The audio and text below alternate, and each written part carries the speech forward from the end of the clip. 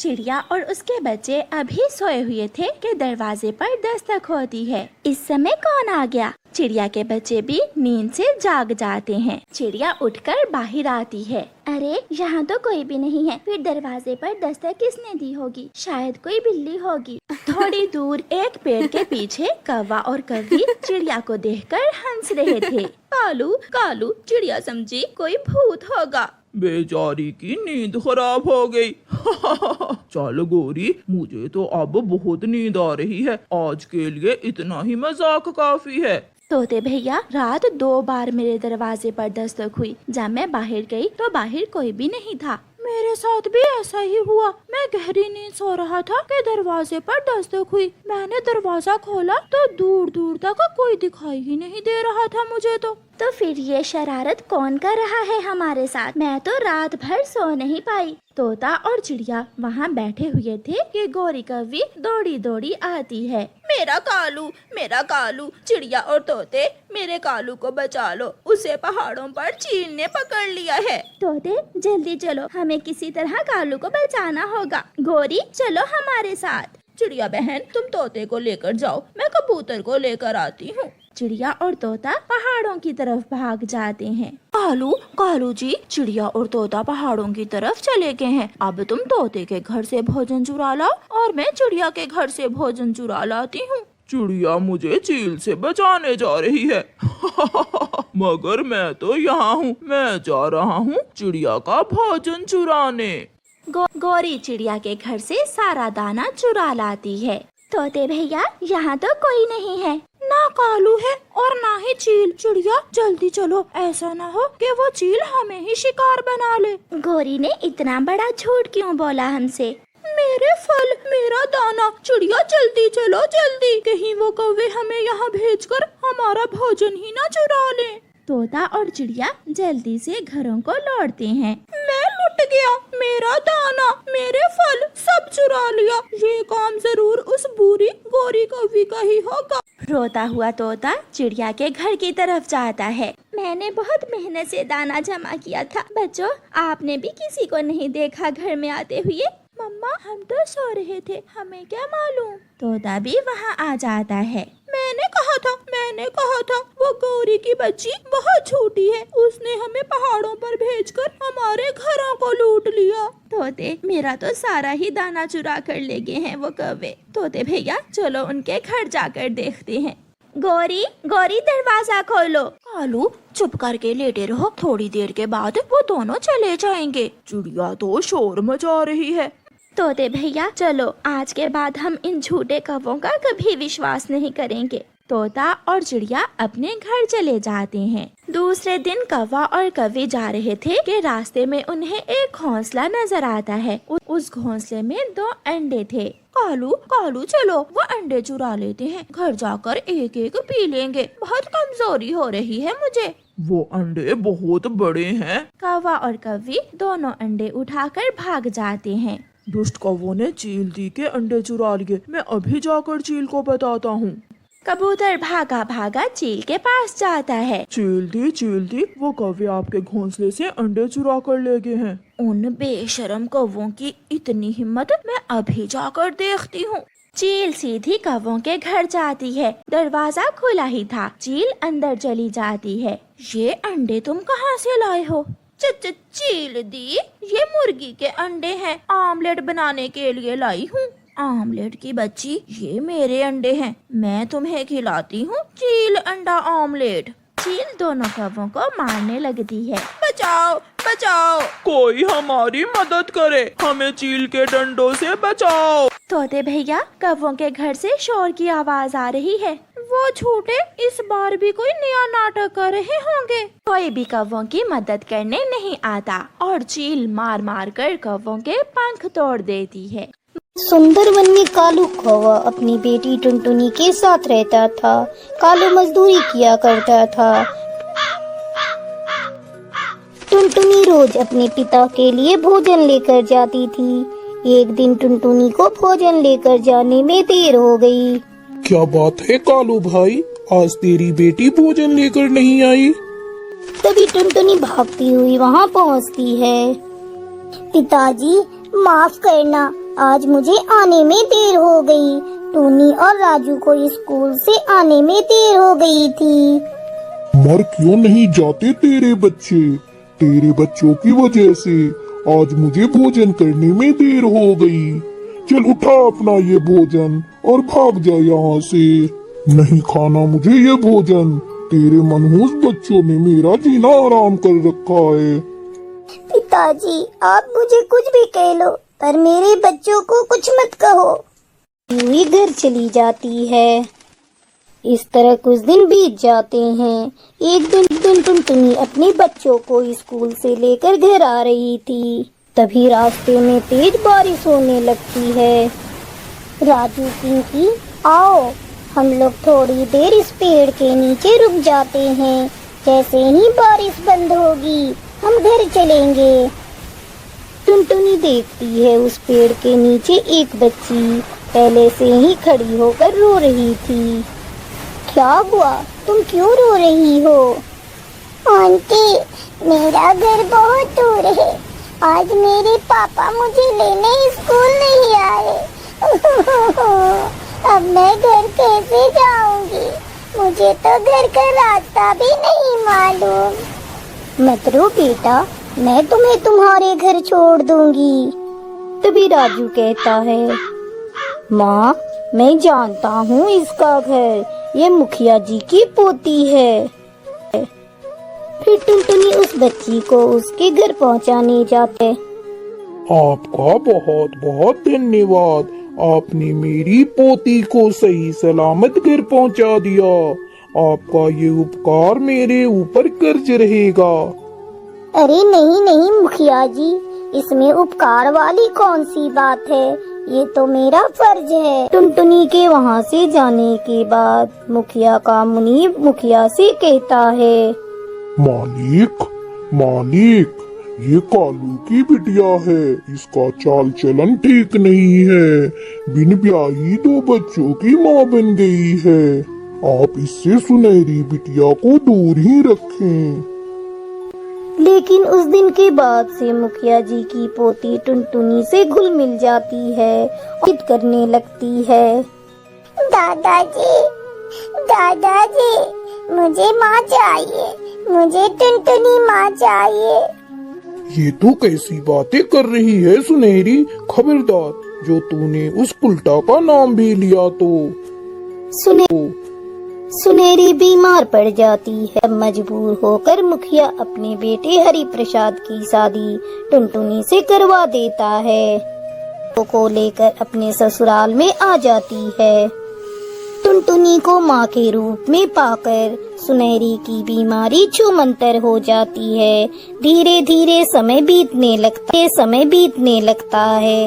एक दिन हरि प्रसाद टुनटुनी से पूछता है, टुनटुनी, मुझे सही सही बताना, ये दोनों बच्चे तुम्हारे हैं या किसी और के? क्योंकि तुम एक बेहद ही संस्कारी चिड़िया लगती हो। तुम गलत तो कर ही नहीं सकती। आपने बिल्कुल ठीक कहा जी। ये बच्चे मेरे पिता के नाजायज बच्चे हैं। इनकी माँ इन्हें मेरी गोद में डालकर मर गई। तब से मैं इन बच्चों को माँ और बाप दोनों का प्यार दे रही हूँ। मेरी बच्ची को तुमसे अच्छी माँ और कोई नहीं मिल सकती थी। फिर टुनटुनी खुशी खुशी अपने तीनों बच्चों को पालने लगती है। रामपुर के जंगल में टुनटुनी चिड़िया अपनी सास और अपनी ननद के साथ रहा करती थी।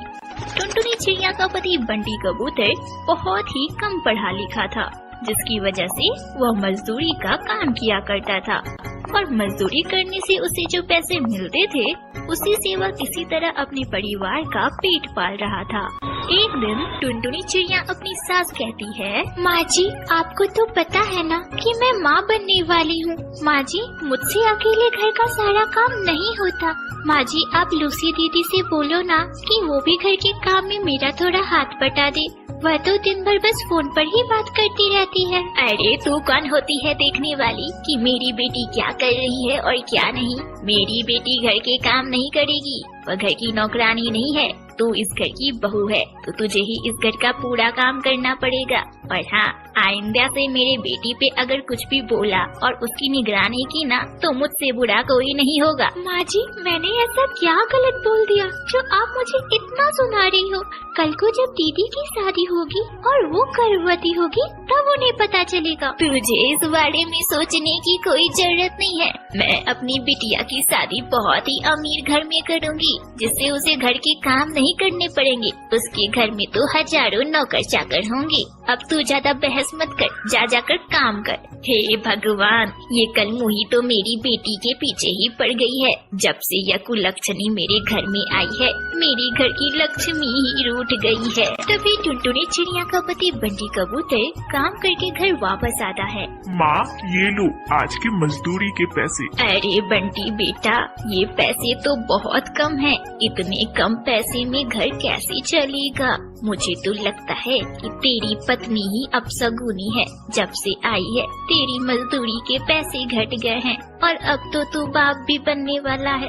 मुझे तो कुछ समझ ही नहीं आ रहा, इतने कम पैसों में घर कैसे चलेगा? सब ठीक हो जाएगा माँ, तुम चिंता मत करो। अगली सुबह मीठी तूती बबली कबूतरी के घर उससे मिलने आती है। क्यों बबली बहन, लूसी की शादी करनी है या जिंदगी भर उसे घर में ही बैठा कर रखना है? अरे मीठी बहन, शादी तो करनी है पर कोई ढंग का चिड़ा मिले तब तो। अगर तुम्हारी नजर में कोई बहुत ही अमीर चिड़ा है तो बताओ ना। देखो बबली बहन, उसी के लिए तो मैं आई हूँ। मेरी नजर में एक बहुत ही अच्छा चिड़ा है, बहुत अमीर है, बस बहुत ही मोटी रकम चाहिए उसे। अगर तुम कहो तो चट मंगनी पट ब्याह हो जाए। अरे मीठी, मैं तो तैयार हूँ। अपनी बिटिया की शादी के लिए तो मैं यह घर बेच दूंगी। पर माँ जी, आप ये क्या बोल रही हो? अगर आप ये घर बेच दोगी तो हम लोग कहाँ रहेंगे? मैं तो अपनी बेटी के साथ उसके घर में रहूंगी और ये मेरा घर है, मेरे पति का दिया हुआ। मैं इस घर को बेचूं या रखूं, इससे तुझे क्यों पेट में दर्द हो रहा है? बंटी जी, आप चुप क्यों हो? आप माँ जी को कुछ बोलते क्यों नहीं? मैं क्या बोलूँ टुनटुनी, और वैसे भी माँ तो सही ही कह रही है, बहन की शादी करना भी तो जरूरी है। अपने पति की यह बात सुनकर टुनटुनी चिड़िया चुप हो जाती है। कुछ दिनों बाद ही लूसी कबूतरी की शादी एक बहुत ही अमीर कौवे के साथ हो जाती है। अब बबली कबूतरी भी अपनी बेटी के साथ उसके घर में ही रहने लगती है और इधर टुनटुनी चिड़िया भी अपने पति के साथ एक किराए के घर में रहने लगती है। एक दिन टुनटुनी चिड़िया अपने पति बंटी से कहती है, बंटी जी, कब तक यूँ घर में बैठे रहोगे? आपकी मजदूरी की कमाई भी उतनी अच्छी नहीं हो पाती। बंटी जी, मैं बहुत ही अच्छा पिज्जा बनाती हूँ। अगर हमारे बनाए हुए पिज्जा पक्षियों को पसंद आने लगे तो हमारी बहुत अच्छी आमदनी हो जाएगी। बंटी जी, हम दोनों मिलकर कल से जंगल में पिज्जा बेचेंगे और देखना हमारी बहुत अच्छी आमदनी होगी, आपकी मजदूरी के पैसों से कई ज्यादा। ठीक है टुनटुनी, अगर तुम्हें ऐसा लगता है तो पिज्जा बेचने में क्या है, एक बार इसे भी करके देखते हैं। अगले दिन से टुनटुनी चिड़िया अपने पति बंटी कबूतर के साथ मिलकर जंगल में पिज्जा बेचने लगती है। उनके पिज्जा की सुगंध बहुत मनमोहक थी, जिसकी वजह से पक्षी खींचे चले आ रहे थे और पक्षी बड़े ही चटकारे लेकर उसके पिज्जा को खा रहे थे। उनकी आमदनी दिन दुगुनी और रात चौगुनी हो रही थी। अब टुनटुनी चिड़िया अपने पति बंटी कबूतर के साथ पिज्जा बेचा करती और खुशी खुशी अपनी आगे की जिंदगी बिताने लगती है। दूर एक घने जंगल में टुनटुनी चिड़िया अपने पति कालू कौवे और अपनी बेटी भूरी चिड़िया के साथ रहा करती थी। कालू कौवे को अपनी बेटी भूरी चिड़िया बिल्कुल भी पसंद नहीं थी, क्योंकि उसे तो बेटा चाहिए था। भूरी चिड़िया के जन्म के 1 साल बाद ही कालू कौवे ने दूसरी पक्षी से शादी कर ली और उसी के साथ एक दूसरा घर बसा लिया। इधर टुनटुनी चिड़िया की तबीयत बिगड़ गई तो वह डॉक्टर से अपना चेकअप करवाने गई। चेकअप के बाद टुनटुनी को पता चला, टुनटुनी जी, आप माँ बनने वाली हो, इस वजह से ही आपको चक्कर आ रहे हैं। हे भगवान, ये तेरी कैसी लीला है? मेरा पति भी अब मेरे साथ नहीं, वह मुझे छोड़कर चला गया। अगर इस बार भी मुझे बेटी हुई तो मैं दो बेटियों को कैसे पालूंगी। अगले ही दिन टुनटुनी चिड़िया अपनी बेटी बूढ़ी चिड़िया को अपने साथ लेकर अपनी माँ के घर जाती है। अरे टुनटुनी बिटिया, तू अकेली आई है क्या? दामाद जी कहीं दिखाई नहीं दे रहे।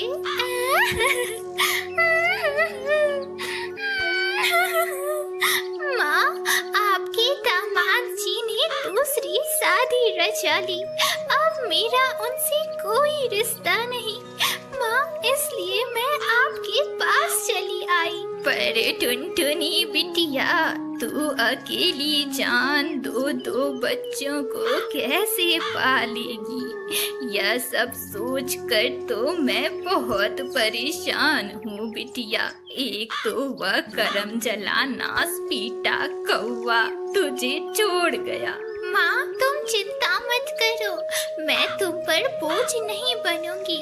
मैं कोई काम धंधा ढूंढ लूंगी माँ, और अपने बच्चों को पाल लूंगी। आप चिंता मत करो माँ। अब टुनटुनी चिड़िया आस पड़ोस के घरों में झाड़ू पोछे का काम करने लगी। इस तरह कुछ दिन बीत गए। एक दिन जब टुनटुनी चिड़िया काम करने को जाने ही वाली थी कि अचानक से उसके पेट में दर्द होने लगता है और वहीं पर वह एक अंडा देती है। माँ, जब तक मैं काम से वापस आऊँ तब तक आप मेरे इस अंडे की देखभाल करना, और माँ, बूढ़ी को मैं अपने साथ ही लेकर जा रही हूँ। इस तरह कुछ दिन बीत जाते हैं और टुनटुनी चिड़िया एक और बच्चे की माँ बन जाती है। धीरे धीरे टुनटुनी चिड़िया की बेटी बूढ़ी चिड़िया स्कूल में पढ़ने लगती है। इस तरह कई साल बीत जाते हैं और बूढ़ी चिड़िया की शादी एक बहुत बड़े घर में हो जाती है और टुनटुनी चिड़िया का बेटा गोलू कौवा भी बड़ा हो जाता है और एक बहुत बड़े कारखाने में नौकरी भी करने लगता है। गोलू बेटा, मैंने आज तक तेरी सारी बातें मानी है।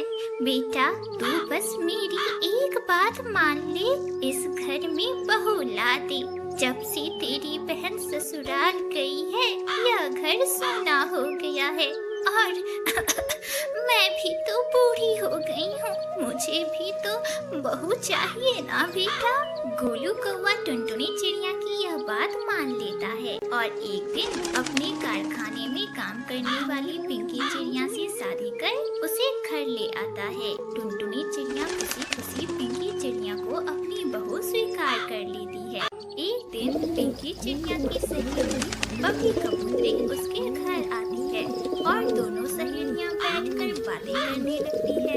अरे वाह पिंकी, तेरी ससुराल में तो तेरी बड़ी ठाट बाज है। जॉब करने वाला पति है, घर में नौकर चाकर है। काश मुझे भी तुम्हारे पति जैसा ही लाइफ पार्टनर मिल जाता तो बड़ा मजा आ जाता। तभी टुनटुनी चिड़िया उन दोनों के लिए चाय नाश्ता लेकर आती है। टुनटुनी चिड़िया जैसे ही बबली कबूतरी को चाय देने लगती है, चाय की प्याली बबली कबूतरी के शरीर पर गिर जाती है और वह चिल्लाने लगती है। ओए माँ, जल गई मैं। अरे कैसी जाहिल नौकरानी है तेरे घर में। इस बुच्ची को घर से बाहर क्यों नहीं निकाल देती? अगर मेरे घर में रहती तो कब का इसे धक्के मार कर यहाँ से भगा देती मैं। बुच्ची जाहिल कहीं।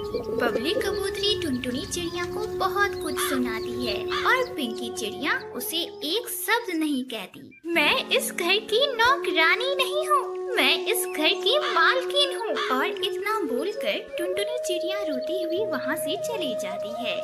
रात में जब गोलू कौवा काम से घर वापस लौटता है तो पिंकी चिड़िया उसके कान भरती है और अगले ही दिन गोलू कौवा पिंकी चिड़िया को अपने साथ लेकर अलग घर में रहने चला जाता है। गोलू कौवा को गए हुए अभी 2 ही दिन हुए थे कि अचानक से उसकी तबीयत बिगड़ गई। तब पिंकी चिड़िया उसे अस्पताल लेकर गई, जहाँ उसे पता चला कि गोलू कौवे का दिल धीरे धीरे धड़कना बंद कर रहा है। और यह बात जब टुनटुनी को पता चली तो वह जल्दी से उड़ते हुए अस्पताल आई। डॉक्टर साहिबा, मेरा दिल आप मेरी बेटी को लगा दीजिए। मैं अपने बच्चे को अपनी आंखों के सामने मरते हुए नहीं देख सकती। डॉक्टर के बहुत बार मना करने के बाद भी जब टुनटुनी चिड़िया नहीं मानती, तब मजबूरन डॉक्टर को उसका दिल उसके बेटे के अंदर लगाना पड़ता है, जिसके बाद टुनटुनी चिड़िया इस दुनिया से हमेशा के लिए चली जाती है और उसके बेटे को एक नई जिंदगी मिल जाती है। टुनटुनी चिड़िया के इस त्याग को देखकर पिंकी चिड़िया को अपने किए पर बहुत शर्मिंदगी होती है और वह